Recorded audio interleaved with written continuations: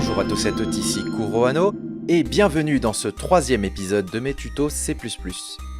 Aujourd'hui, nous allons parler des tableaux et de comment stocker des chaînes de caractères avec ces tableaux. Tout d'abord, qu'est-ce qu'un tableau? En programmation, un tableau, ou array, est une manière d'avoir plusieurs valeurs au sein d'une même variable. Les valeurs sont alors stockées les unes à la suite des autres dans la RAM de l'ordinateur, ce qui permet d'accéder rapidement à une grande quantité de données. En C++, on peut créer un tableau avec tous les types existants. Pour cela, il suffit lors de la création de la variable d'indiquer des crochets après le nom de celle-ci.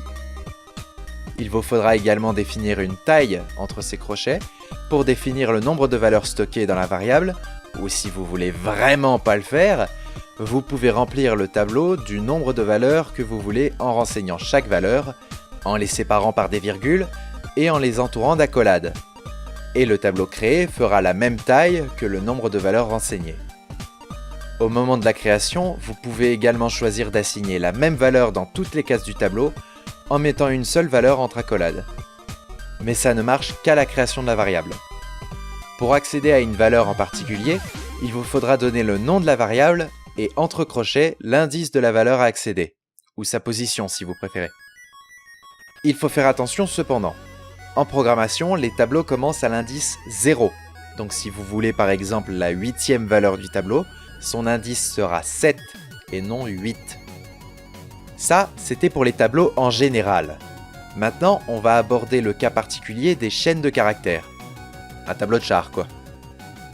Si vous créez un tableau de char et que vous voulez le remplir dès la déclaration du tableau, vous n'avez pas besoin de mettre chaque caractère entre accolades et séparé par des virgules.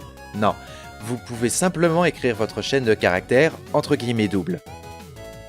Après, il faut savoir qu'une chaîne de caractères se termine systématiquement par un caractère nul. Le caractère 0 dans la table ASCII, qui est celle utilisée par les chars, qui peut s'écrire anti/0 ou est ajouté automatiquement quand vous utilisez une chaîne entre guillemets double. Pour changer la valeur d'un tableau de char, ça devient compliqué. Vous ne pouvez pas simplement faire votre valeur égale votre chaîne, car cela entraînerait une erreur. Non. Pour cela, il faut changer chaque caractère individuellement, ce qui est très chiant. Du moins avec les connaissances qu'on a actuellement. Il existe une autre solution, mais on verra ça d'ici 1 ou 2 épisodes. En revanche, si vous voulez afficher un tableau de char, vous n'avez pas besoin d'afficher chaque caractère individuellement. Vous pouvez simplement mettre le nom de la variable et cout affichera toute la chaîne. Même chose avec in. Vous pouvez demander à l'utilisateur de rentrer une chaîne de caractères et elle sera stockée dans votre tableau intégralement, du moins si elle a la place. La seule limitation avec in, c'est qu'on ne peut pas prendre de chaîne avec des espaces. Enfin si, mais encore une fois, on verra ça d'ici 2 épisodes. Et voilà, c'est fini pour aujourd'hui. La forme est peut-être légèrement différente par rapport à la dernière fois, car j'essaie de produire ces vidéos plus rapidement. L'objectif étant de faire moins de montage et de les sortir plus souvent. Je vous retrouve la prochaine fois pour le 4e épisode qui portera sur les structures conditionnelles.